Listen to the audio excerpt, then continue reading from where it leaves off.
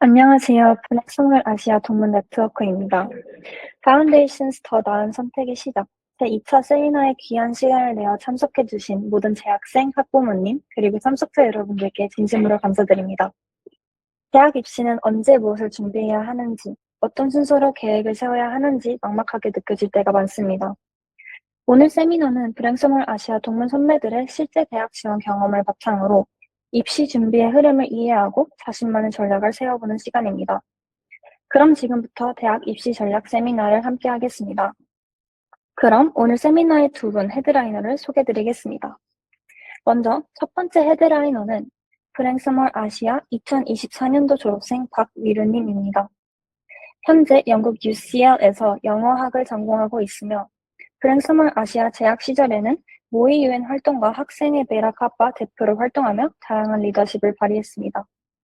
현재는 영국과 유럽 최대 규모의 대학 모의 유엔 컨퍼런스 운영 총괄로 활동하고 있으며 한국 형사 법무정책연구원 인턴으로 AI 형사사법 및 개인정보 보호 관련 정책 연구에 참여한 바 있습니다. 또한 UCL 유엔협회 대표로도 활발히 활동하고 계십니다. 이어서 두 번째 헤드라이너는 브랭스몰 아시아 2026년도 졸업생 이세연님입니다. 현재 노스웨스턴 대학에서 정치학과 저널리즘을 복수 전공할 예정입니다. 브랭스몰 아시아 재학 시절에는 모의 유엔 회장과 학생회 언어 분야 대표를 맡아 활발히 활동했습니다. 또한 다양한 교내 수상과 함께 뛰어난 학업 및 리더십을 인정받으며 학교 공동체에 긍정적인 영향력을 보여준 동문입니다. 오늘 두 분께서는 실제 경험을 바탕으로 대학 지원은 언제부터 어떻게 준비해야 하는지, 국가별 입시 전략과 효과적인 지원 계획을 어떻게 세워야 하는지에 대해 현실적인 경험과 조언을 나누어 주실 예정입니다. 그럼 지금부터 두 분 헤드라이너의 발표를 시작하겠습니다. 네, 안녕하세요. 오늘 세미나를 진행하게 될 이세연이라고 합니다. 먼저 저희는 총 7가지의 내용을 커버할 예정인데요. 첫 번째, 대학 입시는 언제부터 시작될까? 두 번째, SAT와 ACT 얘기를 하게 될 것이고, 여기 화면에 보이시는 것처럼 토픽은 6개, 마지막에 이걸 Q&A로 끝낼 예정이니, 만약에 질문 있으시다면 편하게 남겨주시면 감사하겠습니다. 먼저 저희는 대학 입시 이야기부터 해볼 텐데요. 이제 처음으로는 영국에 대해서 위로 언니가 소개를 해주실 겁니다.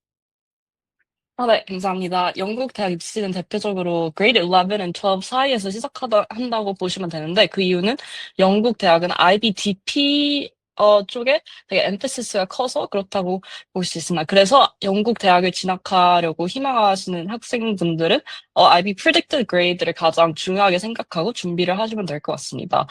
predicted grade는 11학년 말 부터 12학년 초에 결정되는 점수이기 때문에 영국 대학은 grade 11 to 12를 가장 중요하게 본다고 생각하시면 될 것 같습니다. 그리고 또 하나의 다른 요소는 personal statement라는 에세이인데 영국 대학은 5가지 대학을 최대로 낼 수 있는데 그 5가지 대학의 각 하나의 에세이가 그 모든 대학에 다 보내지는 그런 형식으로 진행이 되기 때문에 personal statement는 영국 대학 모두 하나만 준비를 하면 되실 겁니다. 그리고 그 personal statement에서는 자신이 하고자 하는 전공에 대한 고등학교 때 전공에 관련된 그런 액티비티가 있으면 그거에 대해서 이야기를 하고 그리고 전공을 얼마나 좋아하고 전공을 얼마나 공부하고 싶은지를 위주로 적는 에세이라고 보면 되는데요. 미국과 달리 영국은 전공에 대한 그런 엠페시스가 굉장히 커서 5가지 대학에 모두 같은 전공으로 지원을 하며 그 퍼스널 스테이트먼트 또한 그 전공에 대한 이야기가 대부분 인 에세이입니다. 그리고 또 일부 대학은 admission 테스트 그리고 인터뷰가 병행이 될 수 있는데 저 같은 경우에는 옥스퍼드 대학에서 admission 테스트 하나를 보고 그리고 그 이후에 admission 단계에서 합격을 해서 인터뷰까지 본 경험이 있어서 이거는 많은 대학이 이런 과정이 있진 않은데 근데 옥스퍼드 캠브리지나 아니면은 의대 법대에 진학하고 싶은 학생들은 이런 테스트나 추가로 테스트나 인터뷰를 봐야 되는 상황이 올 수도 있습니다. 그렇기 때문에 정리해서 보면 가장 중요한 그런 요소는 predicted grade이고 그리고 그 에세이에서 가장 중요하게 보는 점은, 내가, 공부하고 싶은 전공이 얼마나 적합한지, 그리고 그 전공에 대한 열정이 얼마나 드러나는지를 제일 중요하게 평가하는 것 같습니다. 그래서 그 2가지 요소에 조금 포커스를 두고 준비를 하시면 될 것 같습니다. 그리고 몇 마디 더 덧붙이자면, 이제 영국 같은 경우에 저는 미루 언니와 다르게 저희가 항상 영국을 지원할 때는 옥스퍼드나 캠브리지 둘 중에 한 대학교만 지원을 할 수 있어요. 저 같은 경우는 캠브리지에 지원을 하고, 이제 인터뷰를 보고 나서 합격까지 하게 되었는데, 이제 캠브리지 인터뷰 같은 경우에는 저는 이제 언니와 다르게 애드미션 테스트를 보지 않았어요. 왜냐면 제가 지원한, 어, 제가 지원한 전공 자체는 그런 애드미션 테스트를 필수로 하지 않았어가지고 테이크하지 않았는데, 대신 이제 인터뷰를 교수님 각각 두 분과 총 네 분과 이제 이틀에 걸쳐서 본 경험이 있습니다. 그리고 언니가 말했던 것처럼 전공 적합성이 정말 중요한데요. 여기 보시면 다른 보캐블러리가 보이실 거예요. Supercurricular Activities라고 하거든요. 이거를 미국에서는 Extracurricular Activities라고 말해요. 왜 영국이 Supercurricular Activities라고 부르냐 하면은, 이거는 바로 진짜 자기가 가고 싶은 전공, 언니가 말했던 전공 적합성을 보여주기 위한 액티비티즈이기 때문에 영국에서는 Supercurricular Activities라 부르고요. 반대로 미국에서는 이 Extracurricular Activities라 부르는 이유가 굳이 자기 전공에 완벽하게 일치하는 그 활동이 아니더라도, 그 미국은 이런 경험의 다양성을 되게 중요하게 보기 때문에 Extracurricular Activities라 부릅니다. 이제 미국에 좀 더 깊게 들어가 보자면은, 미국은 일단 지원할 때부터 grades 9, 10, 11, 12 이제 practice grade 포함 성적을 이제 모두 제출하게 되어 있어요. 그래서 미국 지원에는 총 두 단계가 있거든요. 이제 간단히 나누면 두 단계가 있는데, early round와 regular round가 있어요. early round 같은 경우에는 12학년 성적이 저희 학교로 치면 쿼터 1밖에 안 나와가지고, 그때는 predicted grade로 내고요. 이제 regular 지원할 때까지는, 이제 regular 때는 이 semester 1 그레이드가 나오기 때문에 semester 1 그레이드까지 들어가가지고 그걸로 평가가 진행이 돼요. 함께 보는 요소는 되게 다양한데요. 일단 GPA 당연히 있고요. course rigor, 이제 얼마나 어려운 과목을 선택해서 들었냐. 이건 특히 이제 11학년, 12학년 DP 과정에 해당되는 내용이죠. 왜냐하면 이제 10학년까지는 한 10과목, 11과목을 모두 들으면서 모든 걸 다 소화해내야 하지만, 이제 11학년, 12학년 IBDP 들어가서는 자기가 훨씬 더 관심 있는 과목에 선택을 해서 들을 수 있기 때문에 course rigor, 얼마나 어렵고 어려운 과목을 선택해서 얼마나 좋은 점수를 받았냐도 보고요. 동시에 이제 extracurricular activities 되게 중요하게 여기는 편이 있고, awards도 같이 extracurricular과 이제 제출을 할 때 지원할 때 같이 제출을 합니다. 그 다음에 동시에 에세이들이 되게 많고요. 마지막 recommendation letter가 있어요. 일단 에세이 같은 경우에는 기본적으로 이제 미국의 여러 대학교들을 지원할 때 보통은 커먼 앱이라는 웹사이트를 많이 쓰는데, 커먼 앱 메인 에세이가 있는데, 그 에세이는 한 650단어 정도로 제가 기억을 하고 있거든요. 650단어짜리 에세이고, 지원하는 학교에 따라서 그 학교의 supplemental essay라고 하는 개념의 에세이들이 있어요. supplemental essay는 이제 650자까지는 아니지만, 이 학교가 이 지원자들을 볼 때 중요하게 평가한 요소들을 뭔가 보여주는 그런 에세이라고 보시면 되고요. 학교마다 이제 몇 개가 있는지는 다르지만, 예를 들어서 University of Virginia처럼 아무것도 없을 수 있고, 뭐 제가 이제 입학하는 Northwestern University 같은 경우에는 한 3개에서 5개 정도가 있었던 것 같고, 되게 많은 대학교들 같은 경우에 스탠포드 유니버시티가 한 8개가 있어요. 학교마다 되게 다르고, 그래서 이제 영국은 이 퍼스널 스테이트먼트 4,000자짜리를 한 번, 3,200이었나 4,000이나 대충 그 정도 되는 에세이를 한 번 써서 내는 반면에, 미국 같은 경우에는 메인 커먼 앱 에세이가 있고, 동시에 이제 학교별로도 다른 에세이들이 있다라고 보시면 될 것 같고요. 이제 영국 같은 경우에는 아까 위로 언니가 말했듯이 IBDP 점수를 가장 중요하게 보지만, 미국은 이제 grade 9 to 12 전체를 보기 때문에 꾸준한 노력이 되게 필요해요. 하지만 이제 만약 grade 9인데 성적이 좀 안 나와서 걱정이다라고 하면은, 이제 좋은 대학을 절대 못 들어가는 건 아니고요. 이게 거기에서 상승 곡선을 보여주면 충분히 가능성이 있다. 왜냐면 제가 정확하게 그런 경우여가지고 확실하게 말씀드렸어요. 가능성이 있습니다. 그리고 활동이 되게 중요하다고 돼 있는데, 이게 왜 그러냐면 나중에 이제 커먼앱이랑 UC 이제 계열 차이점을 말씀드릴 건데, 커먼앱 같은 경우에는 어워드는 최대 5개, 액티비티는 최대 10개, 그래서 총 합쳐가지고 15개를 쓸 수가 있어요.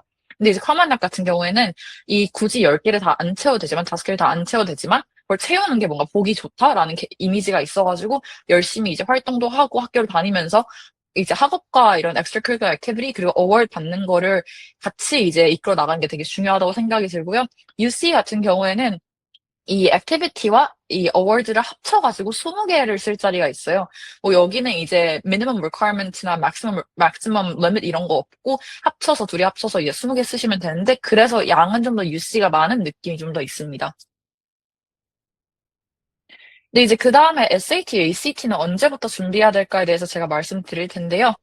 이제 SAT 같은 경우에 저는 개인적으로 이제 10학년 올라가는 그 10학년 딱 들어간 8월 달에 점수가 나와서 그때 끝냈어요. 하지만 제 주변의 친구들은 grade 11, grade 12까지 끌고 나가는 친구들도 있었기 때문에 일단 그거에 대해서 전체적으로 말씀을 해드리자면 일단 먼저 grade 9 같은 경우에는 되게 많은 학생들이 학원이나 기초 SAT를 준비를 시작을 해요. 저도 이제 이때 준비를 하기 시작을 했는데 시간적 여유가 가장 많기 때문에 이때 시작하는 경우가 굉장히 많습니다. 그 다음에 grade 10 같은 경우에는 가장 이제 친구들이 SAT나 ACT 공부를 많이 시작하는 시기이고, 하지만 이제 과목 수가 증가하고 활동을 되게 열심히 시작하기도 하고, 그러면서 GPA 관리를 동시에 다 해야 되기 때문에 생각보다 SAT에 투자할 시간이 많지 않다는 걸 여기서 깨닫게 되고, 이제 만약에 그래서 grade 10 때 못 끝냈으면 grade 11 때까지 이제 시험을 보는 친구들도 있어요. 이제 grade 11까지는 이제 많이 보는 경우가 있는데, 여기에서는 이제 저는 개인적으로 추천을 안 드리는 이유가 IB 같은 경우에는 저희가 6과목을 듣지만 그 6과목의 타임라인이 다 달라가지고 어떤 그 과목들마다 시험을 보는 시기가 정말 다 달라서 결론적으로는 거의 한 2주에 한 번씩은 무조건 시험이 있다고 보시면 돼요. 근데 그런 상황에서 이제 만약에 거기다가 얹혀서 SAT까지 봐야 된다라고 하면 SAT 준비할 시간이 생각보다 마음적 부담이 너무 크거든요. 심적 부담이 너무 커서 추천드리지 않긴 하는데 이제 이때 굉장히 많이 시험을 보고요. 이제 grade 12까지 이제 시험을 보는 친구들이 있어요. 이게 왜 그러냐 하면은 이제 아마 8월달 시험도 있고 9월달 시험도 있고 10월달 시험도 있는 걸로 알고 있거든요. 그래서 11월 초에 이제 early 지원을 하기 전에 아직 점수가 안 나온 친구들은 그때 열심히 SAT를 돌려가지고 마지막까지 본다라는 느낌의 친구들이 되게 많아요. 저 같은 경우는 grade 9 올라가는 이제 여름방학에 이제 조금씩 준비를 시작을 해가지고 grade 9 겨울방학에도 좀 준비를 하고 이제 grade 10 전에 여름방학에는 grade 9 때는 거의 월, 화, 수, 목, 금 다 학원을 다녔던 것 같은데 grade 10 올라가는 여름에는 월, 수, 금만 다니긴 했지만 그때 이제 8월 달에 시험을 봐서 점수가 나온 경우고 총 시험을 3번을 봐서 세 번째 시험에 점수가 한 번에 나와서 슈퍼스코어를 안 썼어요. 그래서 결론적으로는 가능하면 grade 10 이전 또는 grade 10부터 준비를 시작하는 것이 가장 부담이 적습니다.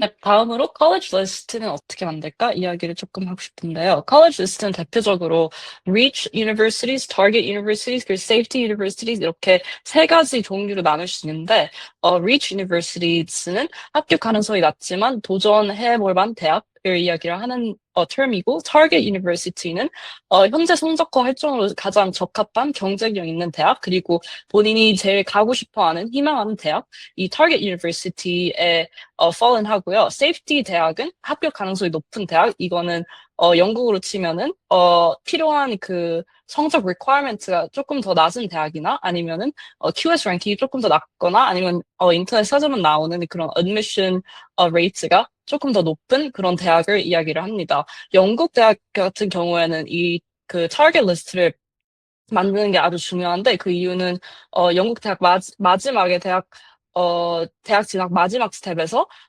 모든 대학한테 합격 그리고 rejection을 받았을 때 합격한 대학 중에서 그 safety university와 first choice university를 고르게 됩니다. 그 이유는 영국 대학은 모두 다 minimum required IB score라는 필요한 IB 점수 그거의 미니멈이 정해져 있는데 만약에 내가 IB 시험을 봤을 때 그 미니멈에 미치지 못한다 그러면은 그 세이프티 대학으로 진학이 자동으로 그렇게 시스템에서 그렇게 자동으로 진학이 되는 그런 과정을 거치기 때문에 영국 대학은 타겟과 세이프티를 고르는 게 아주 중요한데 타겟은 typically 자기가 가장 가고 싶은 대학이나 아니면은 필요한 IB 점수의 requirement가 조금 더 높은 편인 대학 그리고 safety 대학으로는 필요한 IB 점수가 조금 더 낮은 편인 대학으로 선정을 해서 그 최종적으로 가고 싶어하는 대학 그 딱 두 가지 대학을 선정을 할 때 타겟으로는 조금 더 비교적 필요한 점수가 높은 대학, 희망하는 대학을 선택을 하고 세이프티로는 그 IB 점수가 어떻게 나오든 뭔가 합격할 자신이 있다라고 생각이 될 정도로 IB 점수 그 requirement가 비교적 낮은 그런 대학을 선정하는 친구들이 대부분이기 때문에 영국 대학을 볼 때는 필요한 미니멈 IB requirement를 보고 그리고 타겟과 세이프티 대학을 선정을 하는 것을 추천드립니다. 그리고 또 다른 방법은 QS 랭킹을 보는 것도 한 방법인데 대부분 QS 랭킹에서 랭킹이 높은 학교들은 필요한 IB 점수의 미니멈도 조금 더 높은 편이기 때문에 QS 랭킹도 이런 타겟과 세이프티 학교를 선정을 하는데 도움이 될 만한 소스이기도 합니다. 그렇기 때문에 영국 대학에 진학을 할 때는 적어도 자기가 제일 원하는 대학, 그리고 조금 필요한 점수가 조금 높은 편인 대학, 그리고, first choice는 아니지만, 필요한 IB 점수가 뭔가 안전한 선인 그런 대학, 그렇게 딱 두 개를 선정을 하는 게 가장 중요하다고 생각합니다. 네, 이제 미국 대학교 같은 경우에는 저희 학교가 이제 지원할 수 있는 대학의 숫자에 캡을 둬요. 이제 맥시멈을 두는데, 이제 저희 학년 때는 그게 한 12개, 13개 정도였거든요. 근데 이제 그 영국 같은 경우에 아까 미로 언니가 말했듯이 5개를 한 번에 지원하고, 그 5개를 지원하는 게 5개가 각각 따로따로 카운트 되는 게 아니라 하나로 카운트가 돼요. 그래서 그 12개, 13개의 슬롯 중에 단 하나에만 그 영국 대학교가 들어가기 때문에 다른 한 10몇 개의 대학들은 이제 미국 대학이나 미국, 뭐, 홍콩, 유럽, 이런 쪽, 아시아 쪽 대학, 이런 거에 다 넣을 수 있고요. 거기서 이제 어떻게 리치 타겟 세이프티를 정하느냐 같은 걸 말씀드리자면은, 제 경험상으로는 예를 들어서 만약에 UC 계열 학교들의, University of California 계열들의 학교에 지원을 하고 싶으면은, UC 계열 학교들은 걔네가 이제 커먼 앱을 쓰지 않아요. 지원을 할 때 커먼 앱을 안 쓰고, 다른 그 플랫폼을 사용하는 다른 웹사이트를 사용을 하는데, 그 웹사이트에서는 UC 이 에세이를 요구하는 게 딱 커먼앱이랑 되게 달라요. 커먼앱 메인 에세이를 거의 다 똑같이 쓸 수가 없거든요. 대신 UC는 질문 한 3, 4개 정도에 각각 한 400단어 정도의 이제 그 에세이 퀘스천들이 있는데 거기에 이제 답을 하면은 모든 UC 대학들의 지원을 한 번에 할 수가 있어요. UC 대학들은 그래서 각각 대학들마다 다른 서플멘털 에세이가 없고 만약 그 에세이 4개를 썼으면은 버클리든 뭐 UCLA든 UCSD, UCSB 다 지원할 수가 있어요. 그래서 보면 UC 계열 안에서도 조금 더 들어가기 어려운 뭐 UCLA, UC berkeley 같은 학교들이 있고 조금 더 비교적으로 들어가기 쉬운 뭐 UC Santa Barbara 이런 학교들이 있잖아요. 그렇게 그 UC 계열 안에서만도 이렇게 reach target safety를 나눌 수 있다. 예를 들어서 berkeley랑 LA는 보통 위치로 이제 분류가 된 학교들이거든요. 좀 더 들어가기가 어렵다 보니까. 근데 반대로 이제 target 같은 경우에는 조금 이제 어느 정도 이름 name value도 있고 조금 들어가기는 어렵지만 그래도 나름 reach보다는 할만하다. 예를 들어서 뭐 UC Irvine이나 뭐 UC San Diego 이 정도가 될 거고 safety 같은 경우에는 뭐 UC Santa Barbara 이런 느낌의 친구들이 들어갈 수 있는 거죠. 그리고 뭐 다른 대학교의 example를 드리자면은 Penn State University, Pennsylvania State University는 보통 이제 safety로 분류가 되는 학교고, 저희 학년에서 되게 여러 친구들이, 거의 모든 친구들이 그 Penn State에 지원을 했어요. 일단 안전방으로 가지고 있는 학교라고 생각을 하시면 편할 것 같아요. 반대로 이제 당연히 뭐 Ivy League든지 Top 20 schools, QS 그 미국 랭킹 보셔가지고 Top 20 schools 보면은 그 정도 친구들은 다 위치로 보시면 되겠다라고 말씀드리고 싶습니다. 네, 이제 다음, 네, 죄송해요. 이제 letter recommendation 이야기를 하고 싶은데 letter recommendation은 선생님들한테부터 받는 추천서라고 생각하면 됩니다. 추천서는 미국이든 영국이든 모든 대학을 지원하는데 꼭 받아야 되는 그런 자료이기 때문에 이 꼭 추천서를 받는 과정은 학교에서 많이 가이던스를 주는 그런 과정이기도 한데, 근데 추천서를 받고 싶은 선생님은 본인 스스로 지정을 하고 리퀘스트를 해야 되는 그런 점이어서 누구한테 받는지 또 생각해보면 가장 되게 좋은 과정이 될 수 있습니다. 가장 좋은 추천서는 대표적으로 전공과 관련된 과목 선생님, 그리고 나를 오래 지켜본 선생님, 그리고 나의 성장 과정을 알고 있는 선생님. 이렇게 세 가지, 조건을 제일, 중요하게 생각해 보면 좋을 텐데요. 영국 같은 경우에는 이 세 가지 조건 중에서 전공과 관련된 과목 선생님에게 받는 게 제일 도움이 될 것이라고 생각을 합니다. 왜냐하면 영국은 앞서 말했듯이 전공의 적합성을 엄청 많이 보는 그런 나라여가지고, 그래서 최대한 내가 이 전공에 얼마나 진심이고 이 전공을 공부를 하기 위해서 이러이러한 경험을 쌓았다, 이걸 보여주는 게 가장 중요하기 때문에 전공과 관련된 과목 선생님에게 받는 게 제일 좋을 것 같습니다. 저 같은 경우에는 영문학 을 공부하는 것을 희망을 했기 때문에 영어 선생님에게 추천서를 받았고, 어떤 친구들은 두 가지 과목 선생님한테 받은 후에 그 두 가지 과목 선생님이 준 추천서를 하나로 합쳐서 그렇게 추천서를 보내는 친구들도 봤는데, 그런 경우는 뭔가 그 두 가지 과목이 전공에 똑같이 다 관련이 있다거나 이런 친구들은 그 두 가지 과목 선생님에게 모두 다 받아가지고 하나의 추천서로 그렇게 합쳐달라고 리퀘스트를 그 유니버시티 카운슬 선생님한테 하면 그렇게 될 수도 있는 점이어가지고, 최대한 자신이 공부하고 싶은 전공에 관련된 과목이 뭔지, 그리고 그 과목 선생님한테 받는 게 가장 중요하다고 생각합니다. 그리고 letter recommendation은 최대한 11학년이 끝나기 전에는 받으면 좋다고 생각을 하기 때문에, 그 선생님과 그 11학년 도달할 때까지 좋은 그런 relationship을 형성을 하는 것에 노력을 기여해보면 좋을 것 같습니다. 네.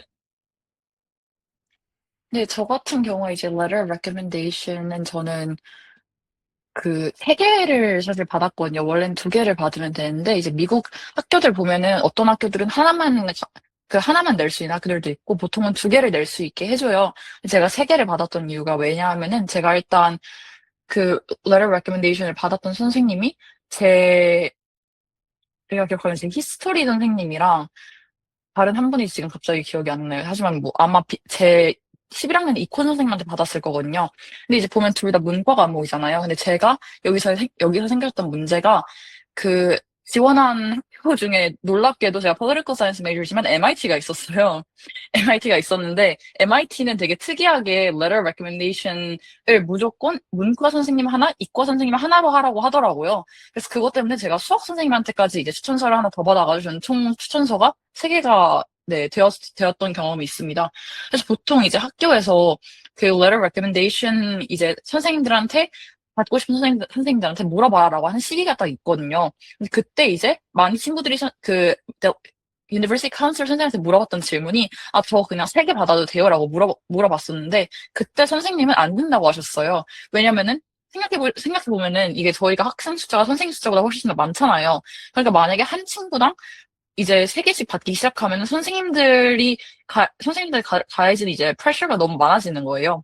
그래서 이제 보통은 안 된다고 하는데 저 같은 경우에는 특이 케이스였기 때문에 나중에 가가지고 이제 된다고 하셨던 거고, 만약에 그런 상황이 있다면은 너무 걱정하지 마시고 나중에 하나 더 받으면 될 거고, 그리고 이제 그런 상황이 생겼다 하면 혼자서 뭔가 끙끙 앓고 있지 말고 유니버시티 카운슬 선생님한테 말을 한번 해보는 게 좋을 거라고 생각이 됩니다.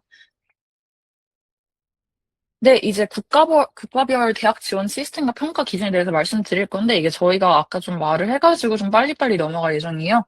먼저 미국 같은 경우에는 먼저 커먼앱을 통해서 먼저 지원을 하는 경우가 되게 많고, 커먼앱은 그냥 애플리케이션을 한 군데서 모아볼 수 있는 웹사이트라고 생각하시면 편해요. 거기로 대학교에 지원을 하고, 그러면 대학교에 지원을 하면은 이제 그 지원한 대학교마다 각각의 또 다른 applicant portal이 생겨요.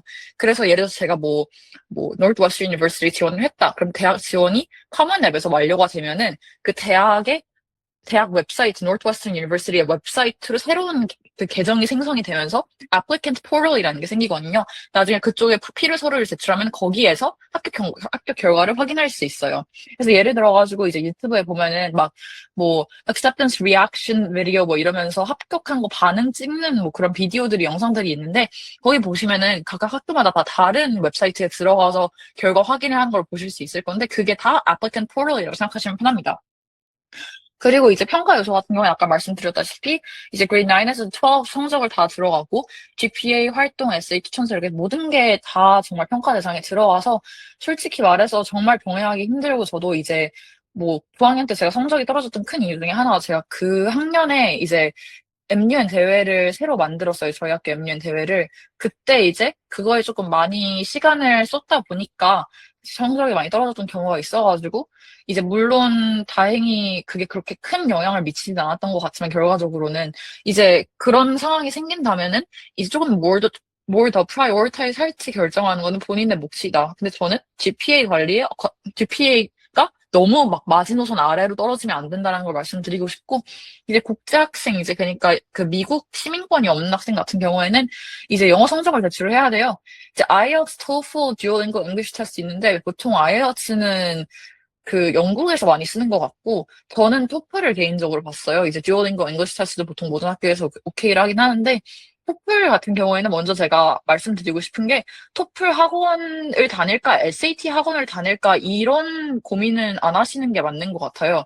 왜 그러냐면은, SAT가 훨씬 중요해요. SAT가 훨씬 중요하고 SAT가 훨씬 어려워요.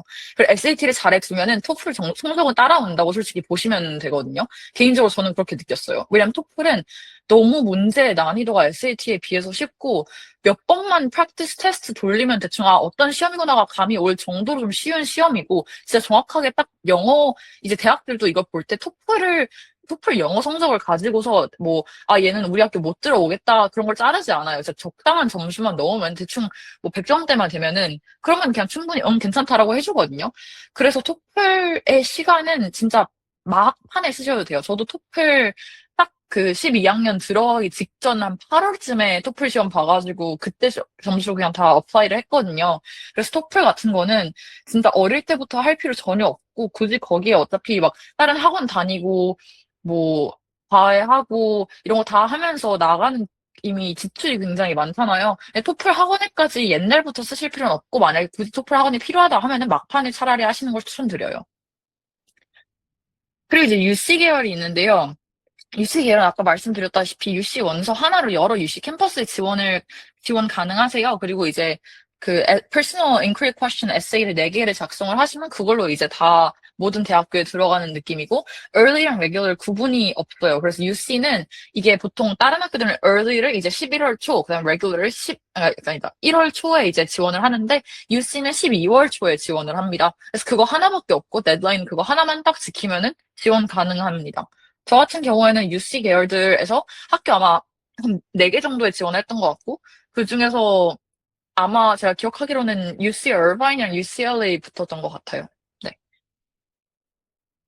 네, 이제 영국 지원 시스템에서 얘에 대해서 조금 이야기를 해보려 하는데, 영국은 일단 대표적으로 유카스라는 웹사이트를 센트럴리 사용을 하고, 그리고 따로 대학 지원 웹사이트, 대학마다 따로따로 되어 있는 지원 웹사이트 이런 건 따로 없기 때문에 유카스라는 웹사이트에서 모든 지원부터 합격 상태를 다 확인할 수 있게 됩니다. 그렇기 때문에 유카스에 제출을 하는 에세이도 퍼스널 스테이트먼트 하나로 5개 대학을 모두 지원을 할 수 있고, 그리고 이런 따로 requirement는 없는데, 근데 가장 추천하는 것은 모든 대학에서 지원한 전공이 같은 계열일 것을 추천을 합니다. 그 이유는 결국은 내는 에세이가 하나다 보니까 그 에세이는 한 전공에 대한 내용밖에 못 들어가다 보니까 여러 전공에 지원을 하게 되면은 그 에세이의 초점이 약간 흐려질 수가 있어가지고 영국 5개의 학교는 최대한 같은 계열의 전공으로 지원할 것을 추천합니다. 그리고 영국은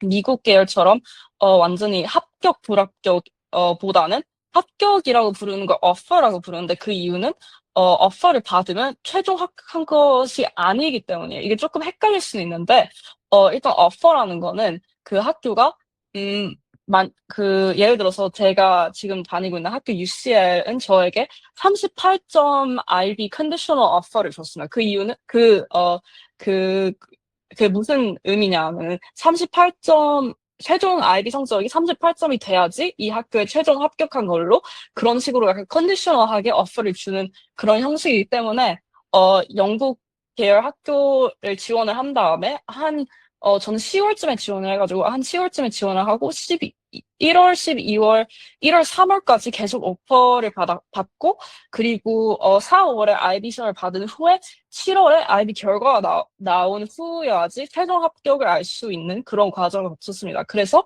영국 학교는 한 번 합격을 했다고 완전 최종 합격이 된 게 아니고 그 학교가 보내주는 그 IB 최저 성적에 맞아야 그렇게 최종 합격이 된다고 보시면 되겠습니다. 그래서 이 IB 컨디셔널은 대부분 학교 웹사이트에 들어가면은 전공마다 필요한 그 최저 컨디셔널이 몇 점인지 나와요. 제가 지금 다니고 있는 UCL은 저희가 38점인 컨디션을 줬고 그리고 웹사이트에도 UCL 영문학과는 38점 이상이 필요하다 이렇게 나와 있기 때문에 그걸로 확인하시면 어느 정도 점수가 돼야지 그 최종 합격을 할 수 있는지 그렇게 알아볼 수 있습니다.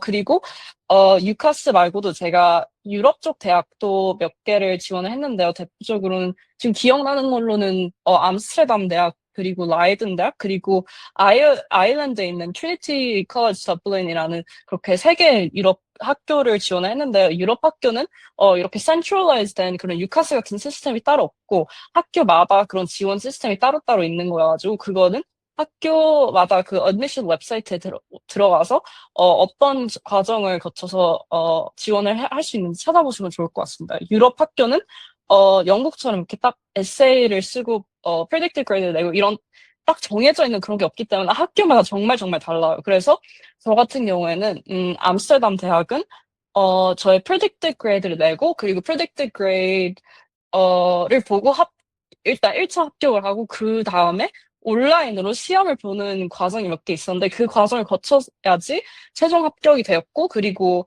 트리니티 컬리지 더블린 같은 경우에는 predicted grade와 에세이를 같이 낸 다음에 그 다음에 합격이 되었고 그리고 라이든 유니버시티 같은 경우에는 predicted grade만 제출을 하고 합격이 되었습니다. 그래서 어쨌든 유럽 학교는 전반적으로 다 되게 약간 케이스 바이 케이스인 경향이 있기 때문에 유럽 학교 진학을 희망하는 학생들은 그렇게 따로 찾아보는 게 조금 도움이 될 수 있습니다.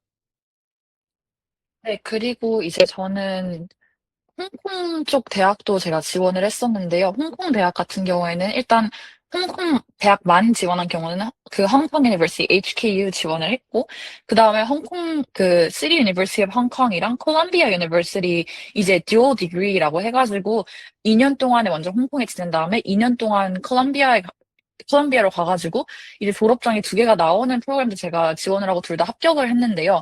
이제 그 프로그램들 같은 경우에는 각각의 이제 애드미션 방법이 되게 달랐어요.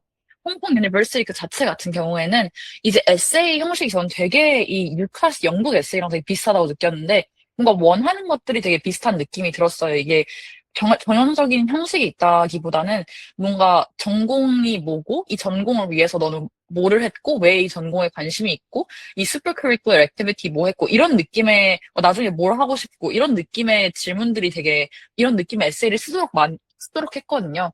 그래서 이제 홍콩 대학교는 지원을 할 때 전공을 최 3개까지 고를 수 있어요. 뭐 가장 원하는 뭐 1지망 전공, 2지망 전공, 3지망 전공 이런 식으로 해서 지원을 하고 이제 predicted grade랑 GPA 같은 거 다 내고 여기도 이제 영어 성적이 필요하거든요. 그래서 영어 성적 내셔야 되고 토플이랑 아이엘츠 같은 거.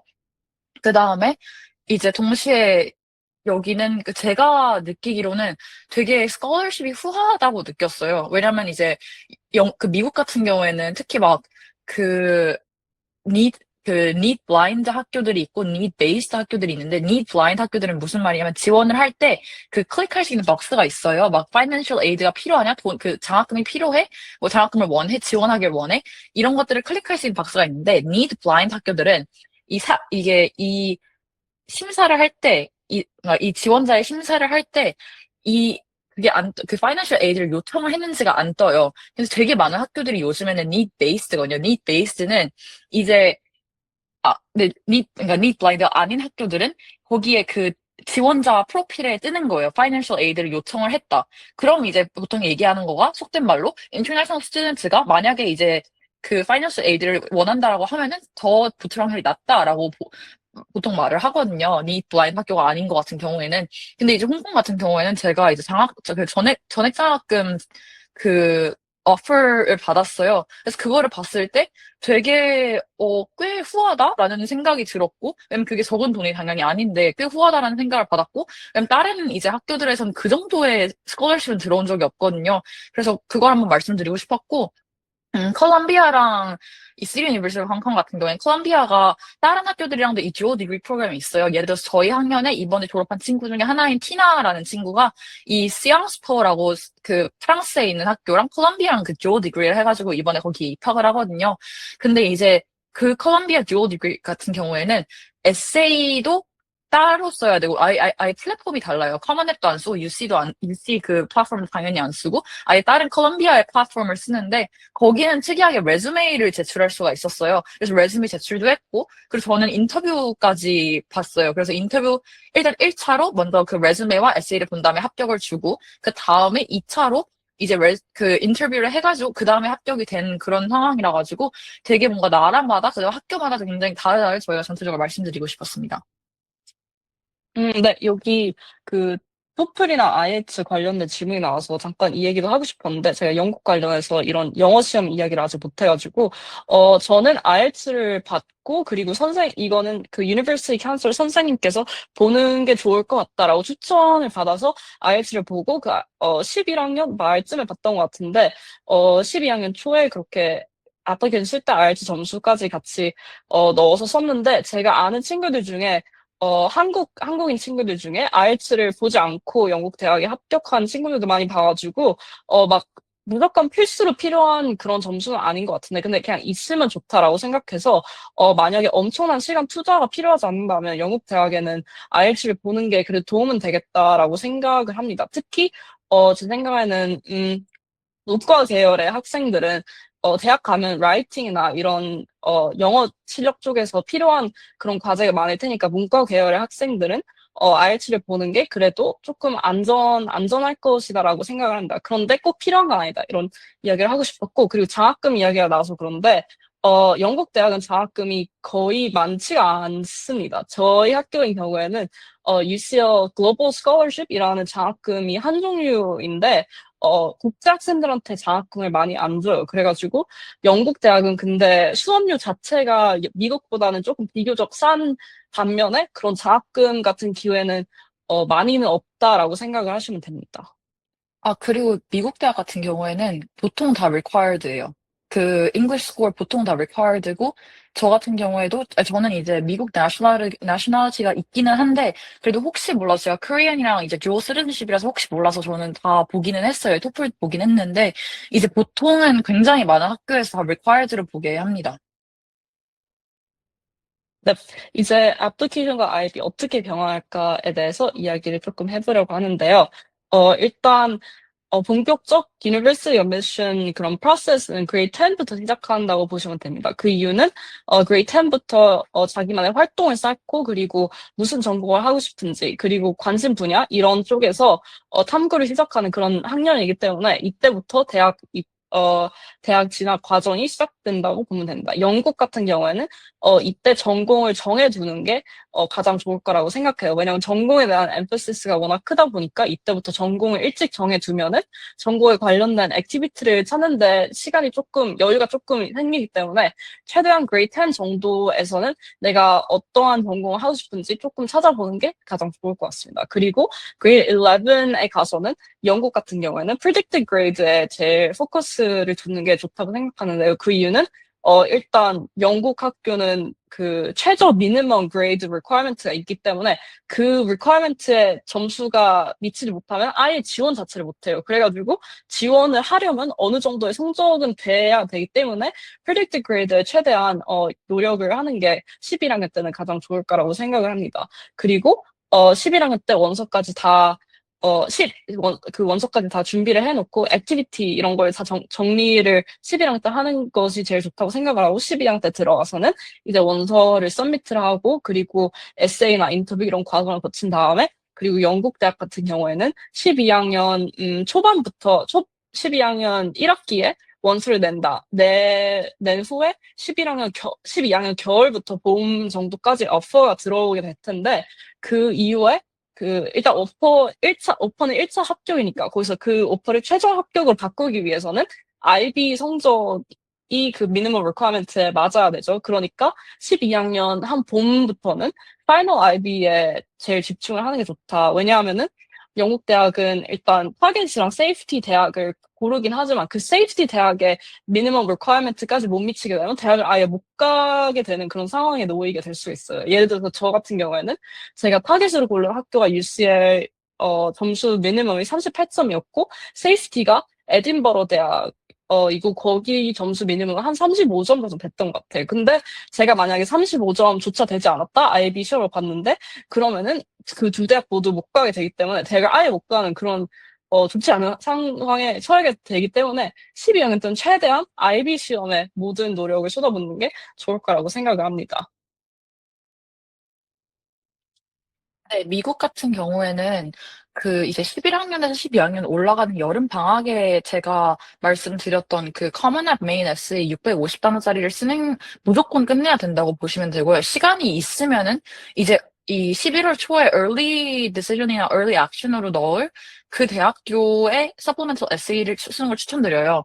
근데 이제 여기서의 좀 함정이 뭐냐면은 제가 조금 기고만장하게 early에 붙을 거라고 예상을 하고 이제 regular 에세이를 하나도 거의 손을 대지 않은 상태였거든요. 이게 보통 이제 11월 초에 early를 지원을 하고 그 다음에 12월 중순쯤에 early 결과가 나오고 그 다음에 1월 초에 regular 지원을 하는데 저는 왠지 모를 근거 없는 자신감으로 early에 붙을 거라고 생각을 하고 regular 에세이를 되게 느릿느릿 천천히 썼어요. 근데 이제 결과를 까보니까 12월 중순에 안 붙은 거죠. 그래서 발등에 불이 떨어졌다 하고 굉장히 2주 동안 열심히 썼던 기억이 있는데 추천드리지 않아요. 왜냐면은 그 기간 동안에 진짜 정말 에세이 말고 전 다른 거는 거의 아무것도 못했어요. 그래서 진짜 에세이만 그냥 죽어라 열심히 쓰고 근데 저도 이 스토리를 가진 친구들을 몇 명 알거든요. 그 친구들은 1월 1일 됐는데 그 1월 1일 된 거를 에세이 쓰다가 막 불꽃놀이 소리 듣고서 알았다. 막 이러는 친구들도 있고 되게 다양한 케이스가 많아요. 그래서 저는 좀 미리 해두는 걸 추천드리는 편이고 이게 또 영국 같은 경우에는 만약에 옥스퍼드나 케임브리지 둘 중에 하나를 넣으면 10월 중순까지 애플리케이션을 내야 되지만 만약에 둘 다 이제 지원을 안 할 거다라고 생각을 하신다면은 12월까지 내셔도 되거든요. 근데 그 날짜는 이제 학교에 따라 좀 다를 수 있어가지고 날짜 한번 다시 확인해 보시는 걸 추천드리고 이제 그런 경우 같은 거는 결론적으로 보면은 그 10월 15일 데드라인이 애플리케이션 데드라인 중에서 가장 빨라요. 그래서 영국은 이게 그 4,000 words가 아니라 4,000 characters거든요. 3,200인가 4,000 characters인데 그 메인 에세이를 무조건 써두시는 게 필요하고 케임브리지 같은 경우에는 케임브리지 학교 포털에 들어갔을 때 그 다른 에세이 하나를 쓸 수 있는 공간이 하나가 더 있어요. 케임브리지 스페시픽 에세이를. 그래서 저는 그것도 썼기 때문에 만약에 케임브리지에 지원하실 예정이라면은 그것까지 생각을 하고 타임라인 짜는 게 현명하다고 생각이 듭니다.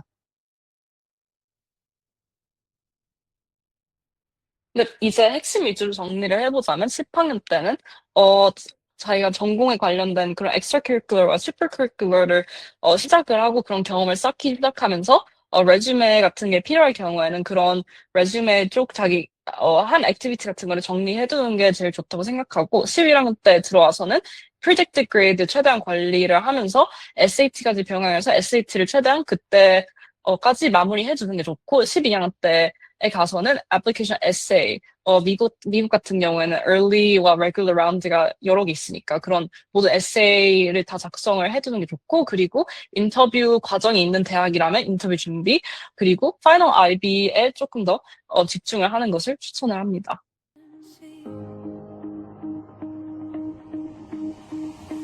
We learn the language of the island there, how to move when the weather changed. Now every window frames another city, but something